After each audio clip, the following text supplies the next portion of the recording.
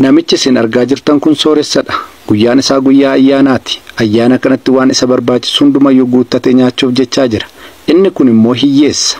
Mana eenyuuti nyaadhu laata jedhee mana namicha kanaa deemaa jira. Naa kennuu laata dhee waaqa kadhataa deema. Namichi sooressi kunis gammadee kolfee nyaata gadi fideedhee haadha manaasaa faana nyaata nyaachuutti jalqabe. Isumaa nyaata nyaachuu jalqabu barriin rukutame. Eenyuun barrii rukutaa jiru jedhe. Barriinis ittuma ufee rukutame. Ol dabarsi ol nyaata kana ol dabarsi jedhe. Eessan keessatti isheen dafee ol dabarsiin siin jedhee nyaata harkatti dhidhiibe. Isheenis fuutee nyaata kana ol dabarsite. Namichi hiyyeessi kunis mana namichaa seeni. Baga geessanii baga ayyaana waggaa geessanii gaa obbo jedhee gammachuutiin gara mana namicha kanaatti ol seene. Namicha kana bira gaafa ga'us harkasaa maddiisaa walitti qabee dhungate. Haadhi manaa keessanoo jedhe. Isheenis ni dhufte ni dhungate. Ishees kaayyoon dhungachuusaa garaa laaffifachuufi maddiinsaas toonafiin ittuma daddabalee dhungate. Itti fufees akkas jedhe. Silaa obbo waa'ee koos ni beektu fira sin qabu nama na gargaaru sin qabu ayyaana kanatti eenyu bira oolu jedhee gaafan itti yaadu garraamii arjaa nama akka keessanii baguma qabaanne obbo isinimee nama addaati gaafa sin sammuu koo keessa dhuftan baay'een gammadeen isin bira dhufe yaa rabbi sooressa nuu bulchi jedhee irra deddeebisee dhungate. Namichi kun garuu nutuu amma dabalaatu waamicha nu waameera achi deemuuf jechaa jirra. Dhugaa rabbiin siin jedha waan tokko manatti qopheeffannee hin qabnu kunoo manni koos duwwaadha jedhee afaan mi'eeffatee akka nama deemuuf ka'eetti dursee teessumarraa achi olee ka'e.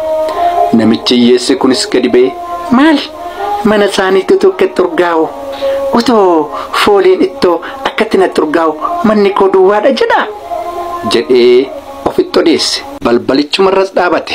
Haadhi manaa namicha kanaas maal yoo nyaateera ta'e maaf gadariita maal hiyyeessi yoo nyaate eenyuun qaba jettee bifa aariin abbaa manaa isheetti dubbatte.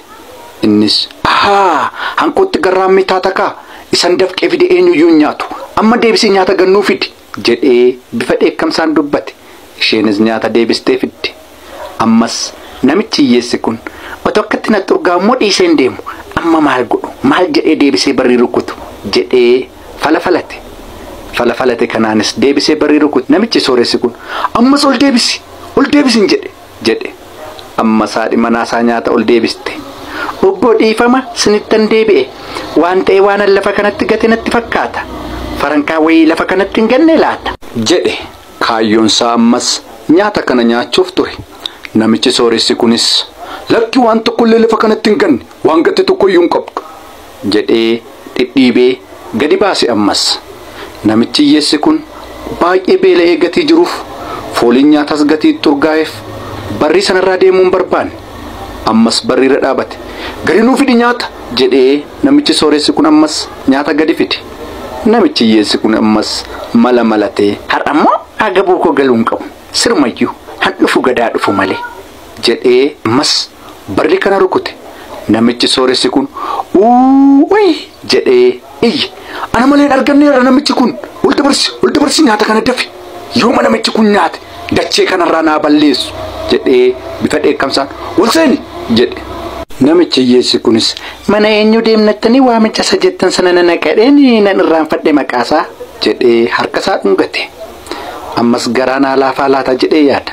Namichi kunis mana dabalaan siin jedhee ifatee gadi baase. Namichi hiyyeessi kun amma fala gatii dhabeef balbala cufee qajeele. Gadi fidi nyaatichatti immoo jedhee nyaata gadi fichisiise. Ammas nyaachuuf isaa gadi taa'u barriin rukutame. Qoonqoo keetti waa fidu maal namalee nama biraan arganne ayyaanatti manuma kottan gojama du'e hojo kottu kana saami immoo jedhee bifa dheekkamsaan ni wace. Ol dabarsan siin jedheet immoo jedhee haadha manaasaatti. Namni barriisaa rukute garuu namanni eege miti hiriyaasaati. Dabala sidhaayi biiftuu nyaata gadi fidi jedhee nyaata gadi fichisiise. Nyaachaa turtan jechuudha jedhee hiriyaansaa kun isa gaafate. Mana kootii har'aa hiyyeessatu nyaachaa dhugaa oole jedhee isumaa oduu jalqabu. Namichi hiyyeessi kun duuba namicha kanaarra dhufe. Ammas namichi kun gaashee dabala dhuftanii anoo sin argee jennaanan dhufe. Nyaata kana immoo sintu fidee dhufe moo jedhee haasa'e. Namichi dabalaan kunis lakki anatu fidee dhufe miti ilma koo manuma kana jirannoo maal jedhee gaafate. Innis ayi sila dhufeeni nyaanni hin jiru naan jedhanii jedhee kokkolfaa gaafannetti taasa'u.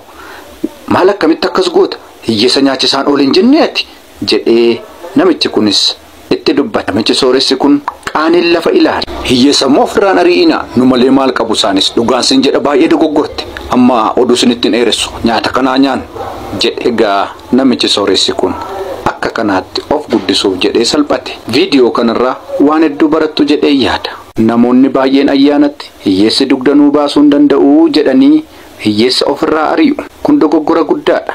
Hiyyeessa ofitti haa qabnu waan qabnu waliin qooddannee haa nyaannu. Viidiyoo kana yoo jaallattan like, share, copy linkii godhaa.